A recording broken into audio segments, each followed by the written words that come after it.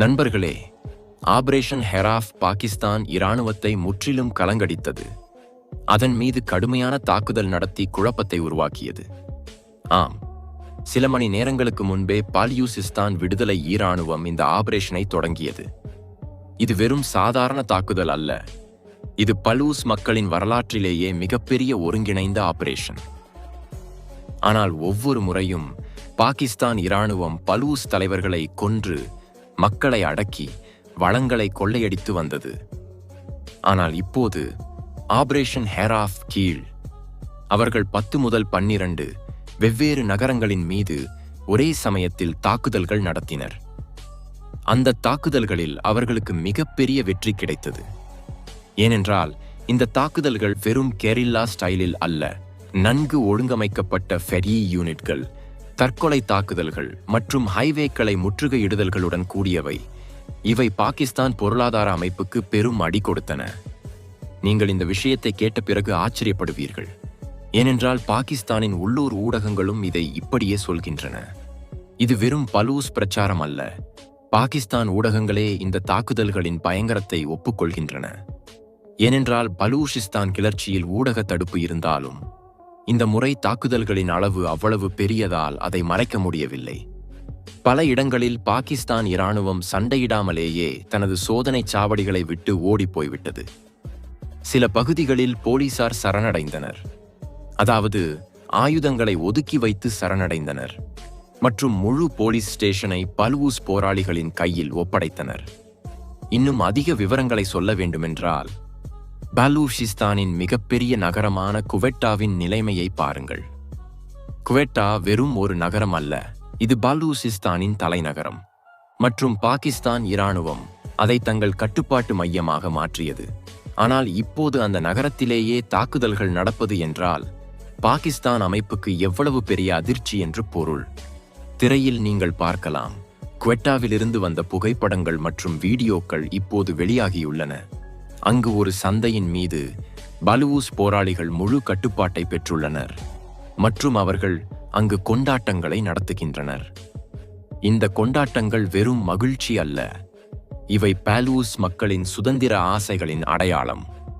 அதோடு பலூசிஸ்தான் விடுதலை இராணுவ தலைவர்கள் ஒரு அறிவிப்பை வெளியிட்டுள்ளனர். இது வெறும் அறிவிப்பு அல்ல, இது பலூஸ் வரலாற்றிலேயே மிகப்பெரிய செயலுக்கு அழைப்பு. ஏனென்றால் PLA தலைவர்கள் கடந்த காலத்திலும் இதுபோன்ற அறிவிப்புகளை செய்துள்ளனர். ஆனால் இந்த முறை ஆபரேஷன் ஹெராஃப் வெற்றிக்கு பிறகு வந்தது என்பதால் அதன் தாக்கம் பெரியதாக உள்ளது.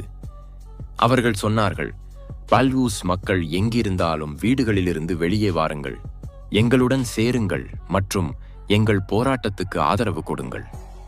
இதுவே சரியான நேரம், நமது சொந்த நாட்டை பாகிஸ்தானிடமிருந்து மீண்டும் கைப்பற்றுவதற்கு மற்றும் உள்ளூர் மக்களிடமிருந்து அவர்களுக்கு உண்மையிலேயே ஆதரவு கிடைத்து வருவதாக தெரிகிறது. இந்த ஆதரவு வெறும் உள்ளூர் மட்டுமல்ல, பலூஸ் வெளியேறியோரிடமிருந்தும் வருகிறது மற்றும் இது பாகிஸ்தானுக்கு பெரிய சவால். இன்னொரு முக்கியமான விஷயத்தை சொல்ல வேண்டும். பாகிஸ்தான் இராணுவத்துக்கு இந்த ஆபரேஷன் தொடங்கி வெறும் 5 மணி நேரங்களே ஆகியது. இது வெறும் 5 மணி நேரங்கள் என்று நினைப்பது எளிது. ஆனால் இந்த 5 மணி நேரங்களிலேயே பலூஸ் போராளிகள் பல மாவட்டங்களில் ஒரே சமயத்தில் தாக்குதல்கள் நடத்துவது என்றால் அவர்களின் திட்டமிடல் எவ்வளவு ஆழமானது என்று பொருள். மற்றும் இது 2024 ஆகஸ்டில் தொடங்கிய ஃபேஸ் 1 தொடர்கிறது. ஆனால் இந்த 5 மணி நேரங்களிலேயே அவர்களுக்கு மிகப்பெரிய இழப்பு ஏற்பட்டது. அறிக்கைகளின்படி டஜன் கணக்கான பாகிஸ்தான் இராணுவ வீரர்கள் ஏற்கனவே இறந்துவிட்டனர். இந்த இறப்புகள் வெறும் எண்கள் அல்ல, இவை பாகிஸ்தான் இராணுவத்தின் மன உறுதியை சிதைக்கின்றன. மற்றும் அறிக்கைகளின்படி 130க்கும் மேற்பட்ட இராணுவ வீரர்கள் இறந்துள்ளனர், பலர் காயமடைந்துள்ளனர். இந்தியாவில் இருந்து பார்க்கும் நபர்களுக்கு இந்த ஆபரேஷன் எவ்வளவு விரிவானது மற்றும் எவ்வளவு பயங்கரமானது என்று முழுமையாக புரியாமல் போகலாம். இது வெறும் இந்தியாவிலிருந்து பார்ப்பது அல்ல, உலகமெங்கும் இந்த ஆபரேஷனை கண்காணித்து வருகின்றனர். ஏனென்றால் பலூசிஸ்தான் கிளர்ச்சி தெற்காசிய பாதுகாப்புக்கு முக்கியமானது மற்றும் இது சீனா பாகிஸ்தான் பொருளாதார இடைவெளியை இலக்காக கொண்டுள்ளது. இதை சரியாக புரிந்து கொள்ள வேண்டுமென்றால் பாகிஸ்தான் மக்கள் என்ன சொல்கிறார்கள் என்று ஒருமுறை பாருங்கள். திரையில் நீங்கள் பார்க்கலாம். அவர்கள் சொல்கிறார்கள், இது வெறும் உளவுத்துறை தோல்வி அல்ல, இது உளவுத்துறை பெரும் பேரழிவு. அதாவது பாகிஸ்தான் உளவு அமைப்புகளின் அமைப்பு முற்றிலும் சரிந்துவிட்டது என்று பொருள். இவ்வளவு பெரிய தாக்குதல் நடத்துவது என்றால் 10 நகரங்களின் மீது ஒரே சமயத்தில் தாக்குதல் நடத்த வேண்டுமென்றால் ஒவ்வொரு தாக்குதலுக்கும் ஆயிரக்கணக்கான போராளிகள் தேவை. இது வெறும் ஆயிரக்கணக்கானோர் என்று நினைப்பது எளிது. ஆனால் PLA அவர்கள் 800 போராளிகள் தற்கொலை தாக்குதல்காரர்களுடன் ஃபேஸ் 1 தாக்குதல் நடத்தினர். மற்றும் இப்போது ஃபேஸ் 2 இன்னும் அதிக நகரங்களை இலக்காக கொண்டனர். இது அவர்களின் ஆட்சேர்ப்பு மற்றும் பயிற்சி திறனை காட்டுகிறது. அவர்கள் கார்களில், பஸ்களில் அல்லது பைக்குகளில் செல்ல வேண்டும் மற்றும் அவர்களிடம் பெரிய ஆயுதங்களும் இருக்க வேண்டும். எவ்வளவு அலட்சியமான உளவு அமைப்பாக இருந்தாலும் இவ்வளவு பெரிய அளவில் ஏதோ பெரியது நடக்கப் போகிறது என்று குறைந்தபட்சம் ஒரு குறிப்பாவது வர வேண்டும் அல்லவா? இந்த குறிப்புகள் வராமல் இருப்பது என்றால் ISI போன்ற ஏஜென்சிகள் பலூஸ் அடித்தள இயக்கத்தை மதிப்பீடு செய்ய முடியவில்லை. மற்றும் இது பாகிஸ்தான் பாதுகாப்பு அமைப்பில் உள்ள அடிப்படை பலவீனம். சரி, அந்த விஷயத்தை ஒதுக்கி வைத்து தாக்குதல் ஒரே சமயத்தில் நடந்தது என்று முன்கூட்டியே தகவல் வரவில்லை என்று வைத்துக் கொள்வோம். ஆனால் 10 நகரங்களின் மீது இவ்வளவு ஒருங்கிணைப்புடன் தாக்குதல் நடத்துவது என்றால் இது மாதங்களுக்கு தயாரிப்பு செய்த பிறகே நடந்தது. இது வெறும் மாதங்கள் அல்ல. PLA அவர்கள் சமூக ஊடகங்கள் வழியாக பிரச்சாரம் செய்து, ஆட்சேர்ப்பு செய்து, டெலிகிராம் சேனல்களில் வீடியோக்களை வெளியிட்டு திட்டமிட்டனர். மற்றும் இது 2006 நவாப் அக்பர் புக்டி கொலைக்கு பிறகு தீவிரமடைந்த கிளர்ச்சிக்கு தொடர்ச்சி.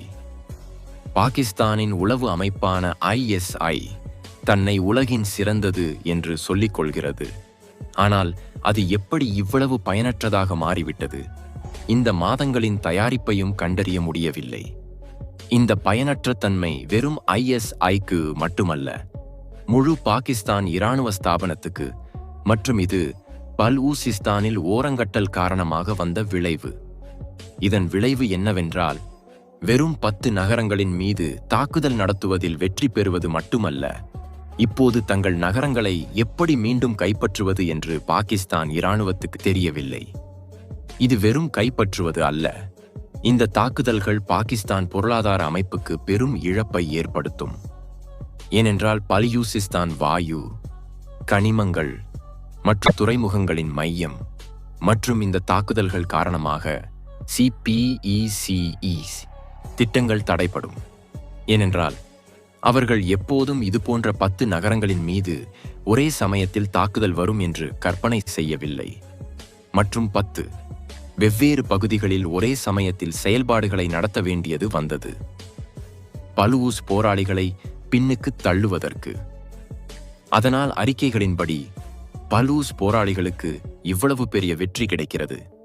அவர்கள் பாகிஸ்தான் உளவு அமைப்பை முற்றிலும் அழித்துவிட்டனர் மற்றும் பெரிய ஒருங்கிணைந்த தாக்குதல் நடத்தினர். இது வெறும் அழிப்பு அல்ல. PLA அவர்கள் சமூக ஊடகங்களில் வீடியோக்களை வெளியிட்டு உலகுக்கு தங்கள் ஆபரேஷனை காட்டுகின்றனர். மற்றும் இது பாகிஸ்தான் விவரிப்பை சவால் செய்கிறது. விளைவாக பாகிஸ்தான் இராணுவம் சரியாக பதிலளிக்க முடியவில்லை. நீங்கள் ஆச்சரியப்படுவீர்கள். தலைநகரமான இஸ்லாமாபாத்தில் இப்போது முழு குழப்பம் நிலவுகிறது. இது வெறும் இஸ்லாமாபாத் அல்ல, முழு பாகிஸ்தான் அரசு இப்போது இந்த நெருக்கடியில் மூழ்கிவிட்டது. மற்றும் இது பொருளாதார ஸ்திரத்தன்மையில் தாக்கத்தை ஏற்படுத்தும். அனைவரும் இங்கும் அங்கும் ஓடிக்கொண்டிருக்கின்றனர். இப்போது என்ன செய்ய வேண்டும் என்று யோசித்துக் கொண்டிருக்கின்றனர். எங்கிருந்து தொடங்க வேண்டும்? பலூஸ் போராளிகள் மீது முதல் செயல்பாடு எந்த பகுதியில் செய்ய வேண்டும் என்று யாருக்கும் தெரியவில்லை. ஒருவர் குவெட்டாவில் தொடங்க வேண்டும் என்று ஆலோசனை கொடுக்கின்றனர். மற்றொருவர் வேறு நகரங்களில் செய்ய வேண்டும் என்று சொல்கின்றனர். அதனால் நீங்கள் ஒரு விஷயத்தை உறுதியாக நினைவில் வைத்துக் கொள்ளுங்கள். இந்த ஆபரேஷன் இன்னும் நீண்ட காலம் தொடரும். இது வெறும் தொடர்வது அல்ல. ஃபேஸ் 2க்கு பிறகு இன்னும் அதிக ஃபேஸ்கள் வரலாம். மற்றும் இது பாகிஸ்தானுக்கு நீண்டகால சவால். இந்த ஆபரேஷன் காலத்தில் பாகிஸ்தான் இராணுவ வீரர்கள் மிகப்பெரிய எண்ணிக்கையில் இறப்பார்கள் மற்றும் பாகிஸ்தான் இராணுவம் மிகப்பெரிய விலையை செலுத்த வேண்டியிருக்கும். இந்த விலை வெறும் மனித இழப்பு அல்ல, பொருளாதார, அரசியல் மற்றும் பிராந்திய ஸ்திரத்தன்மையிலும். நீங்கள் ஆச்சரியப்பட வேண்டிய அவசியமில்லை, ஏனென்றால் இந்த ஆபரேஷனை பாலியூசிஸ்தான் விடுதலை இராணுவத்தின் வரலாற்றில் மிக வெற்றிகரமானது என்று சொல்லும் வாய்ப்புகள் இப்போது மிக வலுவாக உள்ளன. இது வெறும் வெற்றிகரமானது அல்ல, இது பலூஸ் கிளர்ச்சிக்கு திருப்புமுனை மற்றும் உலக நாடுகள் இதை கண்காணித்து வருகின்றன. ஏனென்றால் அவர்களுக்கு இப்போது கிடைக்கும் வெற்றிகளை பார்த்தால் அவர்கள் முன்னேறிக் கொண்டிருக்கின்றனர். ஒவ்வொரு நகரத்தின் மீதும் ஒன்றொன்றாக தாக்குதல்கள் நடத்துகின்றனர். உள்ளூர் மக்களிடமிருந்து அவர்களுக்கு ஆதரவு கிடைக்கிறது. மறுபுறம் பாகிஸ்தான் இராணுவம் தைரியத்தை இழந்துவிட்டது. அவர்கள் சோதனை சாவடிகளை விட்டு ஓடுகின்றனர், சண்டையிடாமலேயே. இதனால் இராணுவம், மக்கள், அரசு அனைவரின் தைரியமும் சுருங்கிக் கொண்டிருக்கிறது. பாகிஸ்தான் இந்த முறை மிகப்பெரிய விலையை செலுத்துகிறது என்று நீங்கள் உறுதியாக நினைவில் வைத்துக் கொள்ளுங்கள். இந்த விலை வெறும் இந்த ஆபரேஷனுக்கு மட்டுமல்ல, இது பலூசிஸ்தானில் ஓரங்கட்டல், வளக்கொள்ளை மற்றும் அடக்குமுறைக்கு செலுத்த வேண்டியது, மற்றும் இது பாகிஸ்தான் ஒற்றுமையில் தாக்கத்தை ஏற்படுத்தும். ஆனால் நான் இந்த விஷயத்தில் தொடர்ந்து உங்களுக்கு புதிய தகவல்களை கொடுத்து கொண்டிருப்பேன். தயவு செய்து இந்த சேனலை சப்ஸ்கிரைப் செய்து வைத்துக் கொள்ளுங்கள்.